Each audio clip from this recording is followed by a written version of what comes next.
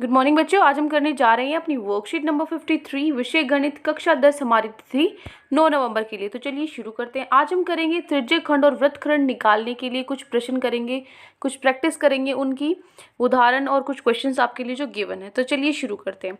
सबसे पहले आपको 4 उदाहरण दिए गए हैं, किस तरह के क्वेश्चन आएंगे, और नीचे 3 आपके प्रश्न दिए गए हैं जो आपको सॉल्व करने हैं आज। तो पहला आपका उदाहरण है ABCD एक समचतुर्भुज है, ठीक है, जिसमें ए बी है जो वो किसके पैरेलल है, किसके समानांतर है, डीसी के समानांतर है। ए बी है उसकी लंबाई 18 है और डीसी उसकी लंबाई 32 है, ठीक है।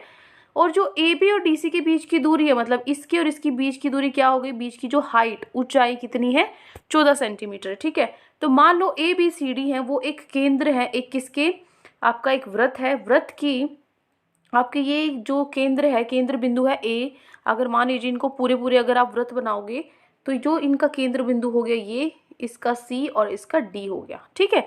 तो अब आपको जो इसकी जो वृत्त की जो रेडियस है, जो त्रिज्या है, त्रिज्या आपको दी हुई है 7 सेंटीमीटर।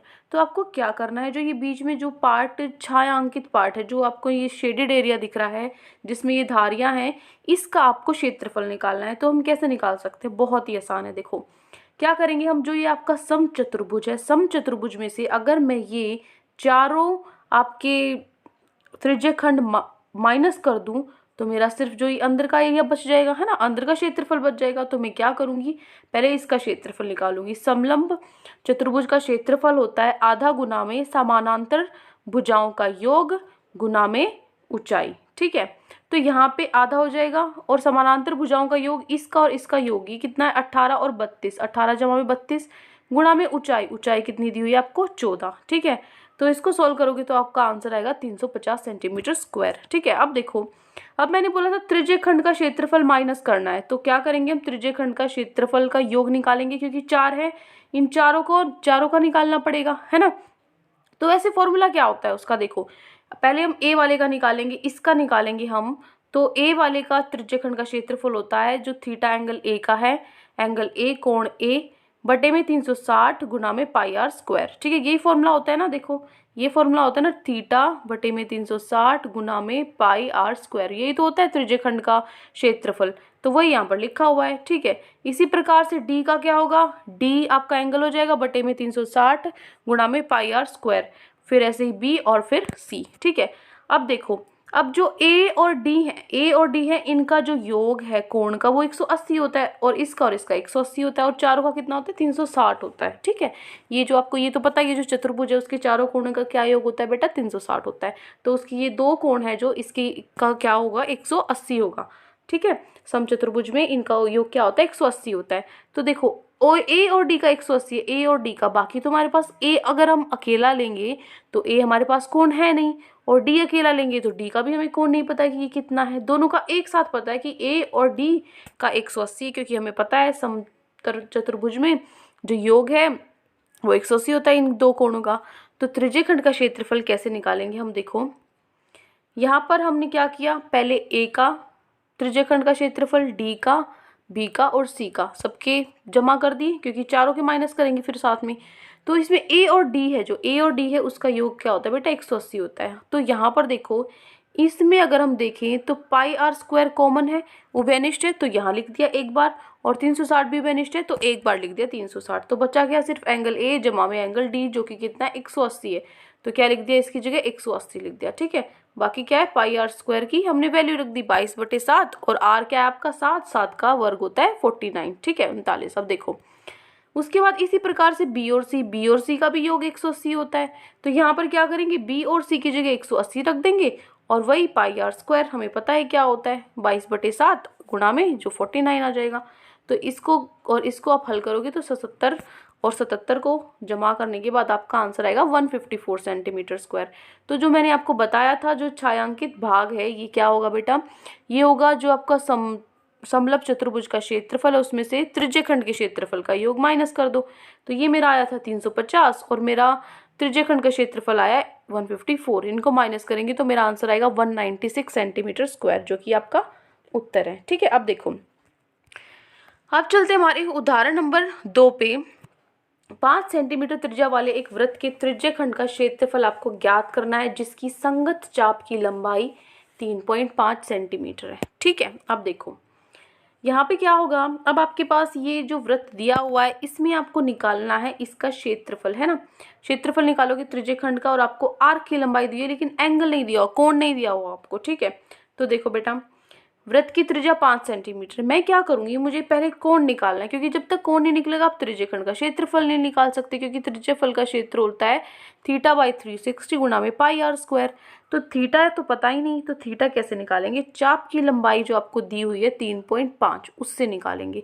जो चाप होता है उसका जो फॉर्मूला होता है वो होता है θ/360 गुणा में 2πr। ठीक है, तो ये क्या हो गया, चाप है ये, और चाप कितनी दी हुई है 3.5, तो ये किसके बराबर रख देंगे 3.5, यहाँ पे रखी हुई है। तो यहाँ से हम क्या करेंगे, थीटा को निकाल लेंगे सॉल्व करके। तो हमारा जो थीटा आएगा वो कितना आएगा 441/11। तो यहाँ से अब थीटा की वैल्यू इसमें रख देंगे, बस यहाँ पे इसकी थीटा की वैल्यू रख दो 441/11।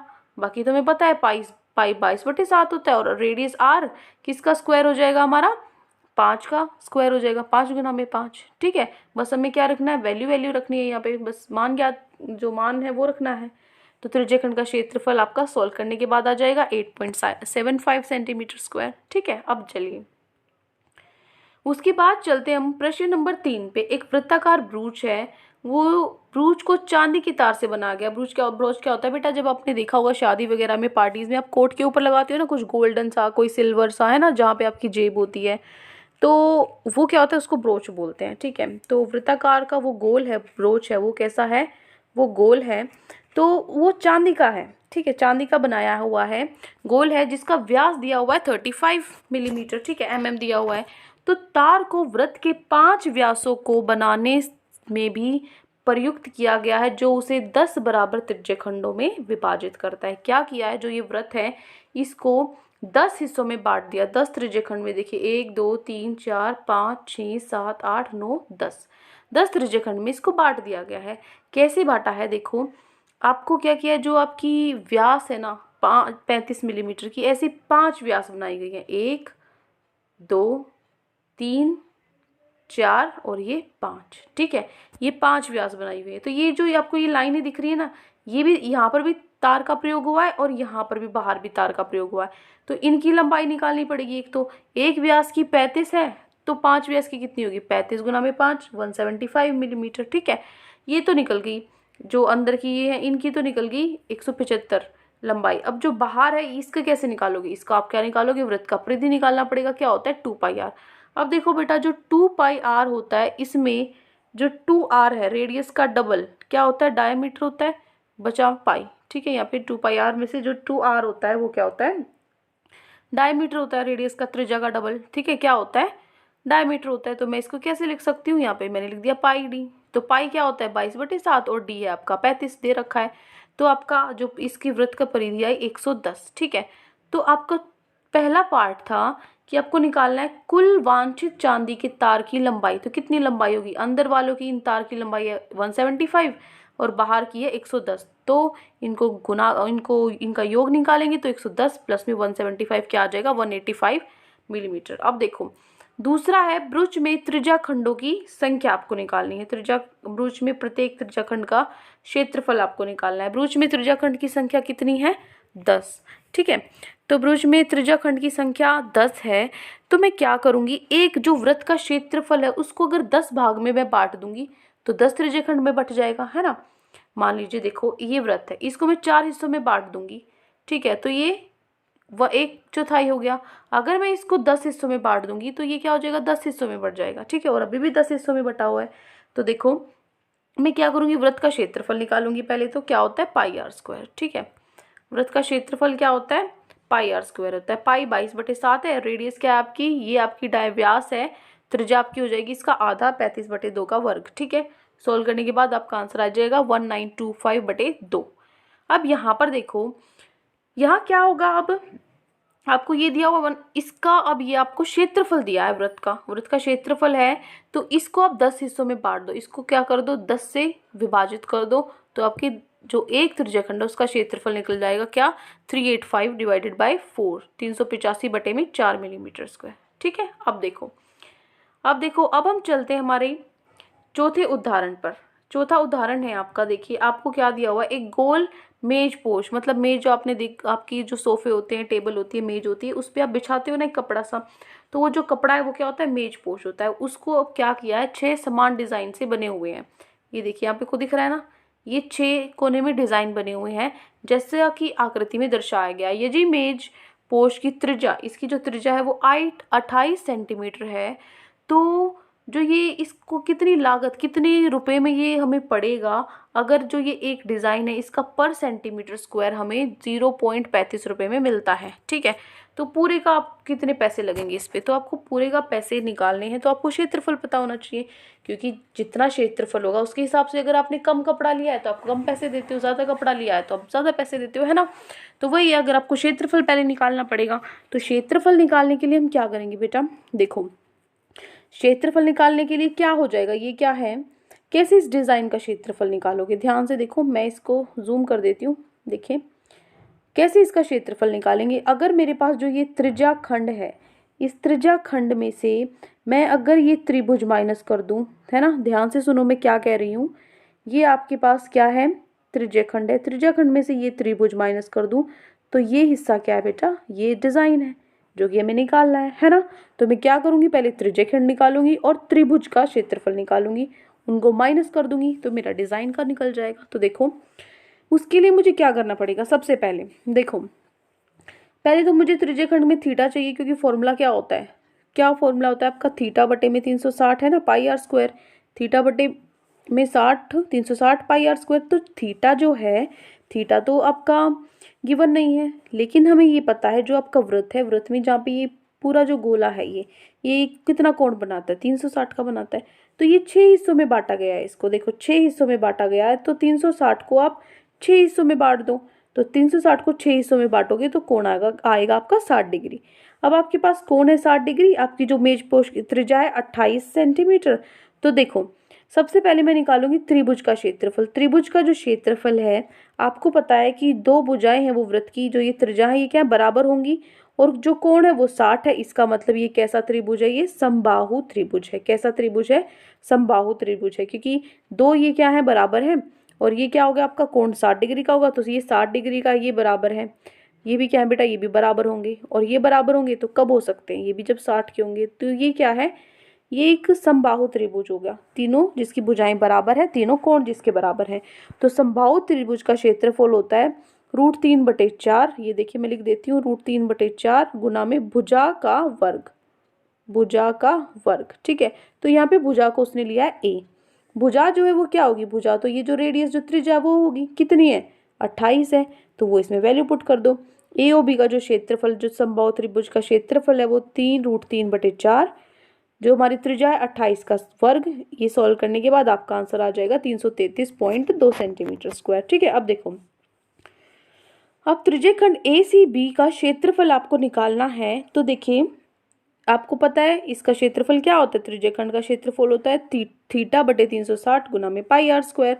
ठीक है, तो यहाँ पे क्या है, 60 डिग्री बटे में 360। ठीक है, 60 डिग्री बटे में 360, और यहाँ पे क्या हो जाएगा आपका 22 बटे में 7, कैसे आएगा, 60 आपका आपने निकाल लिया था, जो कोण 60 डिग्री है बटे में 360, और जो पाई है वो 22/7 है, और जो वर्ग आपकी रेडियस त्रिज्या है वो है 28। ठीक है, 28 गुना में 28। तो यहाँ पे क्या होगा बेटा, इसको हम क्या करेंगे, ये क्या होगा, 60 से 360 कट जाएगा 1/6। ठीक है, और यहाँ पे क्या होगा, ये आप जो यहाँ पे आपका कट रहा है उसको काट देना, 7 से आपका 28 कट रहा है 4 पे। ठीक है, तो 28 गुना में 4 बचा, और क्या बचा, ऊपर 22 बचा, तो इसको गुना करने के बाद जो आपका उत्तर आएगा वो आएगा 410.66 सेंटीमीटर स्क्वायर। अब देखो, अब आपने त्रिज्यखंड का क्षेत्रफल निकाल लिया और त्रिभुज का क्षेत्रफल, तो हम इनको घटा देंगे, जब हम त्रिज्यखंड में से त्रिभुज माइनस कर देंगे तो हमारे पास डिजाइन बच जाएगा, है ना। तो एक डिजाइन का जो क्षेत्रफल है वो क्या होगा, त्रिज्यखंड के क्षेत्रफल में से त्रिभुज का क्षेत्रफल माइनस करेंगे, मतलब 410.66 सेंटीमीटर स्क्वायर में से 333.2 को घटा देंगे तो हमारा उत्तर आएगा 77.46 सेंटीमीटर स्क्वायर। तो यहाँ पे 6 डिजाइन का क्षेत्रफल है, ये तो एक डिजाइन का निकला, यहाँ पे 1 2 3 4 5 6 जगह है, तो 6 गुना में 77.46 सेंटीमीटर स्क्वायर, तो आपका आंसर आएगा 464.76 सेंटीमीटर स्क्वायर। ये क्या है, ये डिज़ाइन का क्षेत्रफल निकला है अब तक।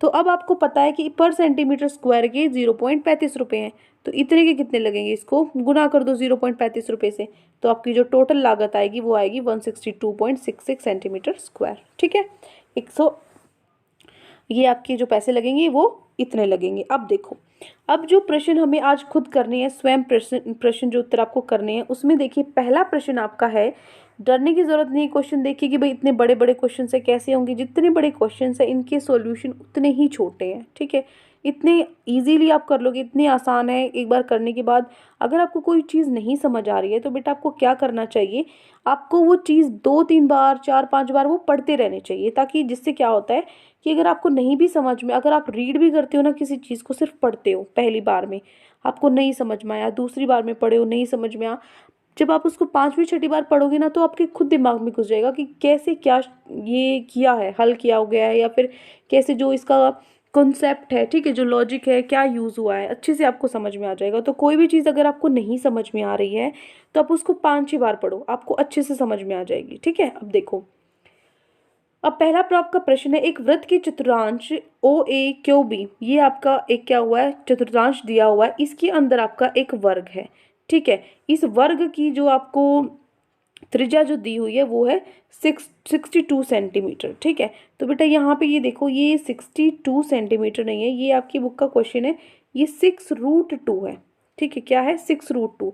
यहाँ पे ये मिस्टेक हो रखी है आपकी, क्योंकि जो इंग्लिश मीडियम वाली वर्कशीट आई है मैथ्स की आपकी, इंग्लिश जैसे ये आपका एक साथ लिखा हुआ है इंग्लिश मीडियम की में, ये दूर दूर लिखा हुआ है। ठीक है, क्योंकि यहाँ पे जो अंडर रूट है ना वो गायब है, आपके में स्पेस नहीं दिया हुआ है ये, तो आप इसको क्या करोगे, ये आप क्या करोगे, इसको अंडर रूट 2 लिख दोगे, क्योंकि ये आपकी बुक का क्वेश्चन है, इसको ठीक करके 6√2 लिखोगे। ठीक है, अब देखो, तो छायांकित भाग का क्षेत्रफल आपको ज्ञात करना है, तो कैसे निकालोगे, देखो बेटा,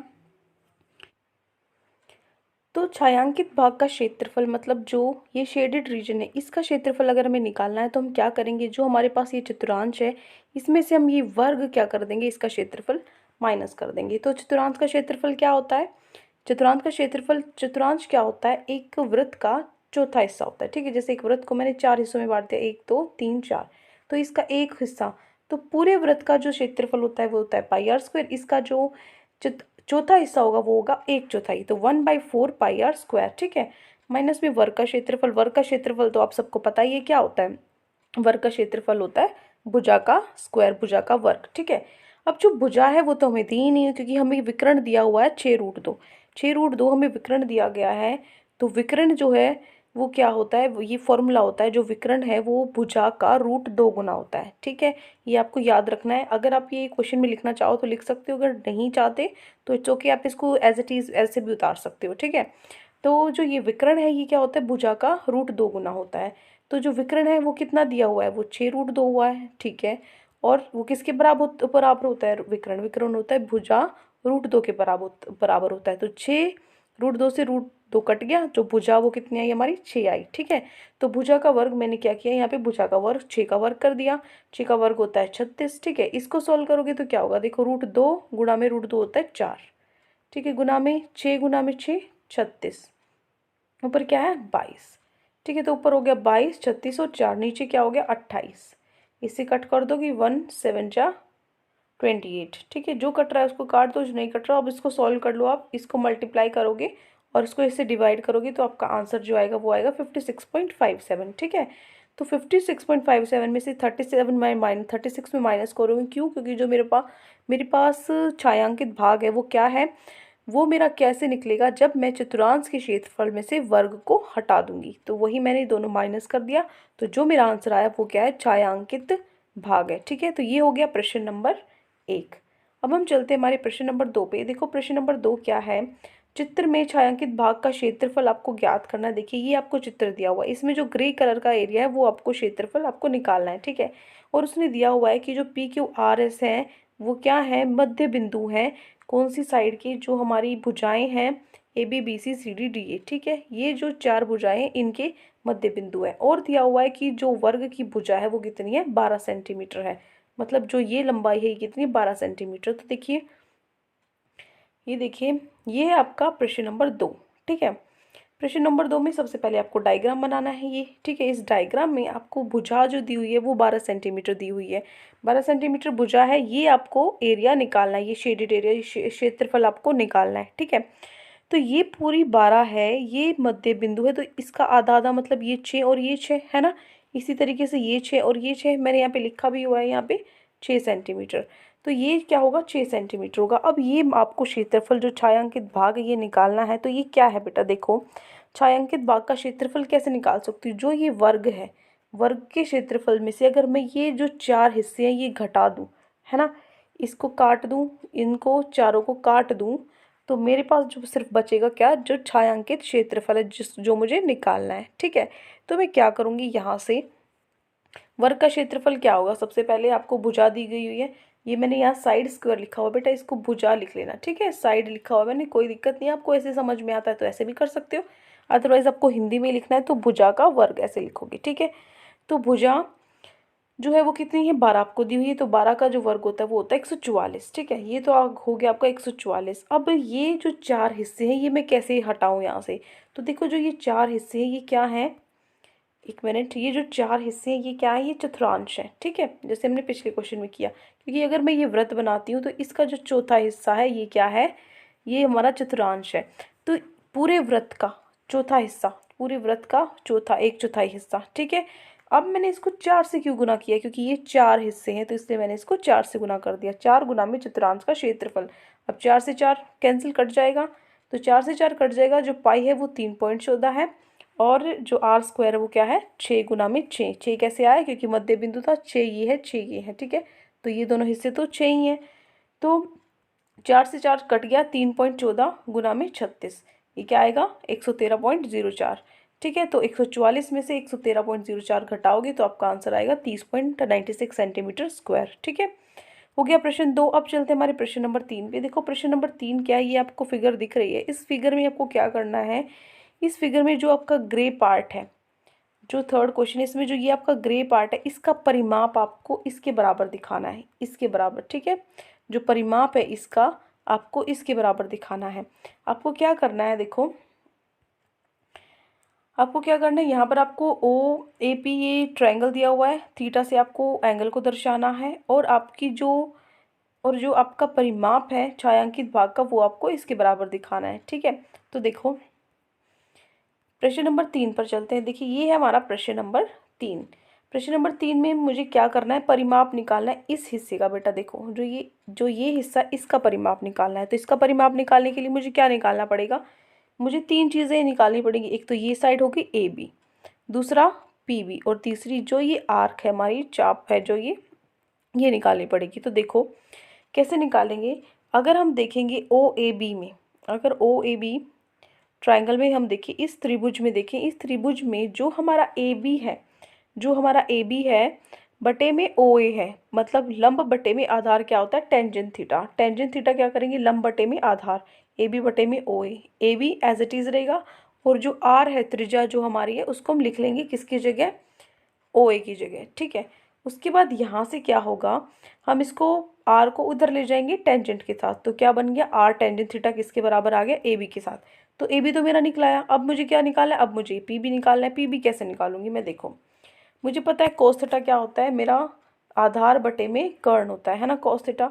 तो आधार है आपका ओ ए, और आपका हाइपोटेनस जो कर्ण है वो है आपका ओ बी, ठीक है। तो आधार की जगह मैंने क्या लिखा, आर जो मेरी त्रिज्या है, और ये हो गया मेरा ओ बी जो मेरी कर्ण है, ठीक है। अब देखो अब मुझे क्या करना है, यहाँ पे जो ओ बी है वो कैसे निकलेगा, ओ बी को इधर ले जाओ, देखो इसको सॉल्व करती हूँ मैं। कोस थीटा है जो आपका आया आर बटे में ओ बी, ठीक है। ओ बी को ऊपर ले जाओ और कोस थीटा को नीचे ले आओ, ठीक है। तो एक बटे इसके मैं एक से गुना कर दूँ, बात तो एक ही है, आर फिर भी रहेगा, एक से आप कुछ भी गुना करोगे तो वही रहता है। तो आपको पता है एक बटे कोस थीटा क्या होता है बेटा, सीकेंट थीटा होता है, इसीलिए मैंने क्या लिखा, ओ बी को आर सीकेंट थीटा लिखा है, ठीक है। अब देखो अब आपके पास ये तो ओ बी आया है, ओ बी आया, मुझे तो सिर्फ पी बी इतना हिस्सा चाहिए। तो इतने हिस्से के लिए मैं क्या करूँगी, इस ओ बी में से अगर मैं ये वाला हिस्सा हटा दूंगी तो मेरे पास ऊपर का सिर्फ पी बी बच जाएगा, है ना। तो मैं क्या करूँगी, जो पी बी है वो क्या होगा, ओ बी में से ओ पी माइनस कर दो, O B minus O P. O B कितना है, आर सीकेंट थीटा, और ओ पी कितना है, ये जो हिस्सा है ये इसकी त्रिज्या है आर, ठीक है। तो अब मेरे पास दो चीज़ें निकल चुकी हैं, ए बी और पी बी। ए बी निकल गया और पी बी निकल चुका। अब देखो, अब मैं आर्क निकालूंगी। ये आर्क कैसे निकलेगी, इसको आप आर्क को नहीं लिखना चाहते मत लिखो, ए पी। जो ए पी के ऊपर अगर मैं ये लगा देती हूँ तो वो क्या है, जो हमारी चाप है उसका ये उसको दर्शाती है। उसकी लंबाई अगर हमें निकालनी है तो क्या होगी, उसका फॉर्मूला क्या होता है, उसका फॉर्मूला होता है थीटा बट्टे 180 गुना में पाई आर। ठीक है, यही फॉर्मूला होता है। तो ये हो गया तीसरा पार्ट। अब ए भी निकल गया, हमारा पी भी निकल गया, और जो हमारी ये आर्क है जो ए पी है ये निकल गई। ठीक है, चाप की लंबाई। अब देखो, तो छायांकित भाग का आपको परिमाप निकालना है, तो मैं क्या करूँगी, इन तीनों को जोड़ दूंगी। ठीक है, ए पी क्या करूँगी मैं, ए बी, पी बी और ए पी को जोड़ दूंगी। तो ए बी मेरा क्या निकला था, आर टेंजेंट थीटा।